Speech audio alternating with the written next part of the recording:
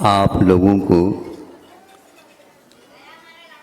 दिख रहा होगा।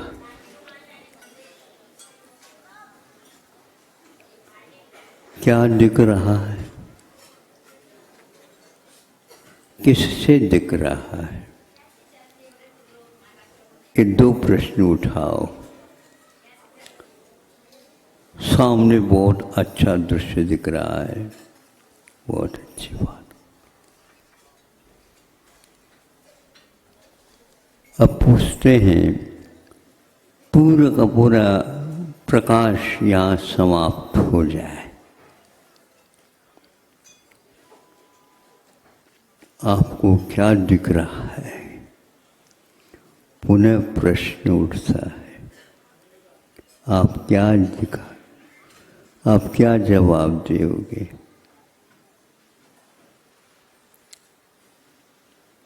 हमने जो देखा वह दिख रहा है। ऐसा संभव तब है जब हम उससे पहले परिचित हो, फिर बाद में सोचे। हमारे पास दो प्रकार के दर्शन हैं, एक चक्षु दर्शन और एक अचक्षु दर्शन। अचक्षु दर्शन एक प्रकार से परिचित नहीं हमसे, और चक्षु दर्शन तो बहुत परिचित है। जब प्रकाश का पूर्णतः अभाव है, हमें कुछ नहीं दिख रहा अथवा हम किसी को कुछ पहचान नहीं पा रहे, ये हमारी धारणा गलत है। मुझे कुछ नहीं दिख रहा, किंतु मैं अंधा नहीं हूँ। मेरे पास देखने के साधन और हैं, और वह बहुत महत्वपूर्ण है। मोक्ष मार्ग में कुछ दिखता नहीं, जो आप चश्मा लगा करके आकर के हमारे सामने बैठ जाओ।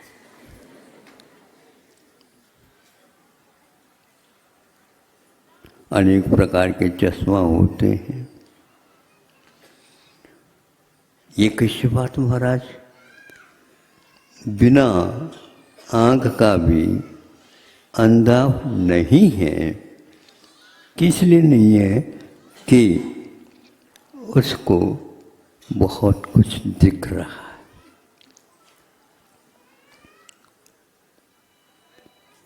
जिस समय आप कोई भी वस्तु खाते हैं, उस समय वह वस्तु मुख में है, आपको दिख रही है। सही बोलो, हैं? छोटे बच्चों को पूछ लो, वो भी यही बताएगा। वृद्ध को पूछो, वह भी यही बताएगा। सभी को पूछो, यही बताएगा। और जिसके पास आँख नहीं है, उसको वो पूछो, वो भी बताएगा नहीं दिख रहा है। लेकिन उस वस्तु की पहचान कैसे आप कर रहे हैं, देख लो। बिल्कुल अंधकार है। पूर्व से मान लो वह परिचित वस्तु है और आपको हाथ में दे दिया। हाथ का स्पर्श होते ही हमारे पास हाथ में भी आँख है। एक महाराज, इसको अचक्षु बोलते हैं। ईशत चक्षु अचक्षु। कुछ कुछ दिख रहा है, लेकिन जो पहले देखा था वह दिख रही। मुलायम है। स्पर्श में स्निग्ध भी होता है ना, स्नेहिल भी होता, मुलायम है। मुलायम क्या होगा, याद करो। फिर इसके उपरांत वह उसको देख तो सकता नहीं, मुलायम तो आ गया ज्ञात, ये देखने का कार्य हो गया। ये दिख रहा है, यह हो सकता है। क्या हो सकता है, अगली कड़ी में आ जाइए। फिर उसने दूसरा और उपाय समझा। इतना तो स्पर्श का ज्ञान तो आपको क्या दिख रहा है, स्पर्श दिख रहा है जो मुलायम है। फिर बाद में धीरे से अपने नासिका से छू लेता है, और उसमें भी क्या आया, हाँ, उससे आगे हम बढ़ गए हैं। ये गंध तो काय की है, ये गंध तो हापुस की है।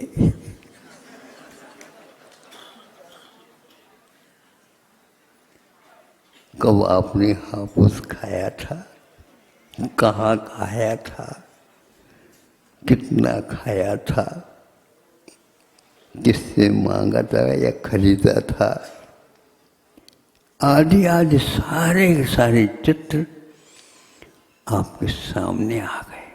आपके पास कितनी क्षमता है बताओ। केवल आँख के द्वारा ही दिखता है ऐसा नहीं, बल्कि आँख से कम और अन्य जो आँख हैं उसके द्वारा ज़्यादा दिखता। शास्त्रों में ये उल्लेख है। उसको हम देखना भी कहते हैं, छूना भी कहते हैं, सूंघना भी कहते हैं। अब इसके उपरांत कौन सा साधन रह गया और स्पष्ट कर देता है। उसको उसने चख लिया, सारे साधन पूर्ण हो गए। चखते ही उसका जो कल चखा था, पूर्व में चखा था, वह त्यों का त्यों सामने आकर के खड़ा हो जाता। ये ज्ञान का, ये दर्शन के माध्यम से वस्तुओं को हम पहचानते हैं। इस पहचान के कारण ही हमें वह मोक्ष मार्ग नहीं दिख रहा है, लेकिन दिख रहा है। गुरुदेव की कृपा आँख वालों के ऊपर ही होती है। ये गलत धारणा छोड़ दो। और जो आँख के बिना भी भीतरी आस्था की आँख से देखता है और वह बहुत स्पष्ट देख रहा है। जब जन्म हुआ उस समय से लेकर के वह मरण तक, और मरण होने के उपरांत विस्मरण नहीं होता, और वह सीधा वहाँ से वह गुरुदेव के चरणों में आ जाता है। किस आस्था से आता?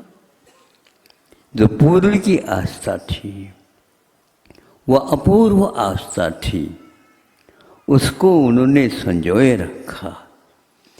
पंचेंद्र के विषयों में वह गाफिल नहीं हुआ, वहाँ पर स्वर्ग में, और सीधा यहाँ पर आया और कहता है, गुरुजी आपने तो हमें छोड़ ही दिया। आवश्यक था बेटा, छोड़ना आवश्यक है, क्योंकि छूट जाने से पूर्व में छोड़ना बुद्धिपूर्वक होता है। यहाँ छोड़ेंगे तभी उसको हम सुरक्षित रखेंगे, तभी इसको भी विस्मित नहीं करेंगे, किंतु याद रखेंगे। अतीत की यात्रा हमारे इस प्रकार आँखों के व्यापार के बिना भी होता है, और हमारी आस्था को वह बहुत मजबूत बना देता है।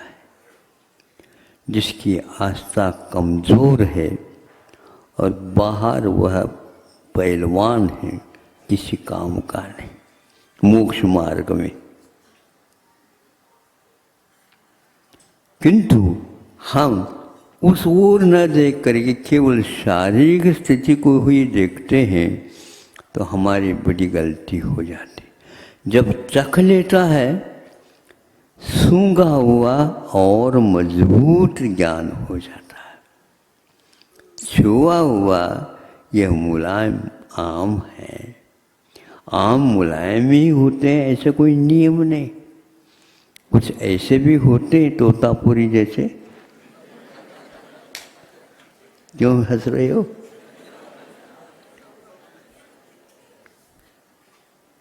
ये पक्का है।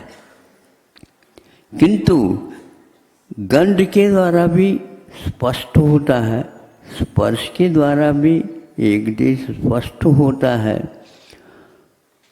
और चखने के द्वारा वह अतीत में जो चखा था ये वही रस है जो पहले इसका उपयोग किया था। आप लोगों को मजबूती के साथ जो आप सुन रहे हैं, देख रहे हैं और भी स्मरण कर रहे हैं, इन सबको स्वर्ग में जाने के उपरांत भी गाफिल नहीं होते हुए इन सब को याद करोगे तो स्वर्ग में भले ही रहोगे लेकिन हमेशा हमेशा भगवान के समूह शरण में ही रह रहे हैं, ऐसा अनुभव होगा। वह रोता रहता है कि मुझे वह क्षण कब मिलेगा। मैं साक्षात देव के रूप में नहीं किंतु मनुष्य पर्याय के साथ। मनुष्य पर्याय का महत्व स्वर्ग में जाने के उपरांत होता है और यहाँ रहते हैं तो मनुष्य पर्याय का महत्व नहीं होता, स्वर्ग का महत्व होता। गाफिल हो रहे हो। कई लोग इस प्रकार वायदा कर लेते हैं, देखो मैं पहले मर जाऊंगा तो मुझे संबोधित करने के लिए आप आ जाना, और नहीं है तो मैं आपको आ जाऊंगा। लेकिन जब दोनों चले जाते हैं स्वर्ग में गाफिल हो जाते हैं, आड़ोस पड़ोस में रहते हैं लेकिन कोई याद नहीं करता। धन्य है वह ज्ञान, सम्यक ज्ञान, वह सम्यक दर्शन साथ ले जाते हैं, वहाँ पर गाफिल हुए बिना सागरोपम आयु तक काम करते हैं, लेकिन हमेशा प्रतिदिन हाजिरी समूह शरण में देते रहते हैं। हाजिरी समझते हो? प्रतिदिन मैं उपस्थित हूँ ऐसा बताना पड़ता है। तो भगवान के समूह शरण में जब कभी भी मिलेगी उस समय हाजिरी भरते रहना सागरोपम आयु की। हाँ, सुबह भी, मध्याह्न में भी और रात के मध्य में भी इस प्रकार 3-4 बार भगवान की जब समूह शरण में दिव्य ध्वनि खिलती है उस समय अतीत के क्षणों को भी याद करके ये वही क्षण है जिसके ऊपर हमने श्रद्धान किया था।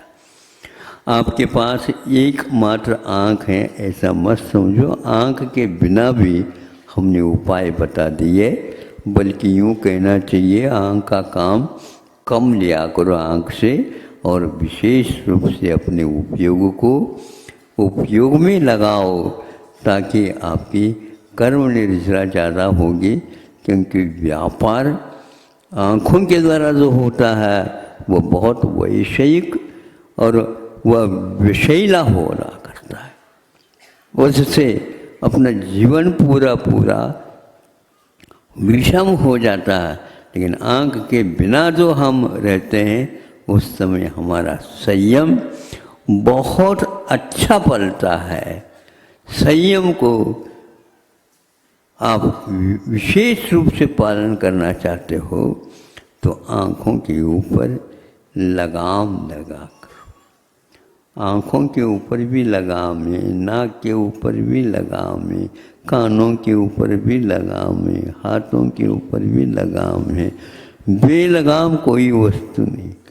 बेलगाम का मतलब हमारे पास कोई भी संयम नहीं रहे तो वे बेलगाम हैं। स्वर्गों में ध्यान रखे कोई लगाम नहीं रहते, किंतु आस्था के कारण वहाँ पर भी हम बहुत कुछ काम कर सकते हैं। एक एक क्षण का उपयोग आपको करना। आज आपको चक्षु दर्शन का, इसके अलावा जो अचक्षु दर्शन है, तो 4 शेष इंद्रियां सब अचक्षु दर्शन मूलक हुआ करते हैं, जिसके द्वारा भी हमारा ज्ञान काम करता रहता है। बल्कि जब कभी भी आपको कोई उलझ जाते हैं, नहीं समझे, पढ़ रहे हैं या लिख रहे हैं या और कुछ कर रहे हैं, तो उस समय चश्मा लगा के करते हैं। जब वो उलझन समझ में नहीं आता, सुलझता नहीं, तो सुन रहे हो, हमारी ओर देख लो, देख लो।